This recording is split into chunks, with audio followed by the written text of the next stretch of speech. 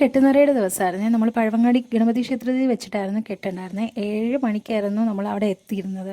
Receipt വാങ്ങി പെട്ടെന്ന് തന്നെ കെട്ട് നിറയ്ക്കാനായിട്ട് സ്റ്റാർട്ട് ചെയ്തു.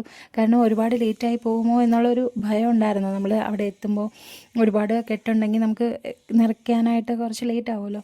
നമുക്ക് 9 മണിക്ക് ബസ്സും ഉണ്ട്. അപ്പോൾ അതിൻ്റെ ഒരു ടെൻഷനിലാണ് പോയത്. പക്ഷേ എല്ലാ കാര്യങ്ങളും ഒരു അരമണിക്കൂർ കൊണ്ട് തന്നെ ഫിനിഷ് ആയിട്ടുണ്ടായിരുന്നു. ആദ്യത്തേത് മോൻ്റെ കെട്ടായിരുന്നു, രണ്ടാമത്തേത് മോൻ്റെ അച്ഛൻ്റെ കെട്ട് നിറച്ചത്. അത് കഴിഞ്ഞ ശേഷം ഒരുപാട് ടൈം നമുക്ക് ഫ്രീ ഉണ്ടായിരുന്നു. ബ്രേക്ക്ഫാസ്റ്റൊക്കെ കഴിച്ചിട്ട് വരാനൊക്കെ പറഞ്ഞ് നമ്മളങ്ങനെ ബ്രേക്ക്ഫാസ്റ്റ് കഴിച്ചിട്ടാണ് വീട്ടിൽ നിന്ന് പോകുന്നത്. നമ്മളൊന്ന് പത്മതീർത്ഥത്തിൻ്റെ അതുവഴി ഒന്ന് കറങ്ങിയിട്ടൊക്കെ വന്നിട്ടുണ്ടായിരുന്നു. അവിടെ നിറച്ച് മീനുണ്ടായിരുന്നു കേട്ടോ പത്മതീർത്ഥത്തിൽ.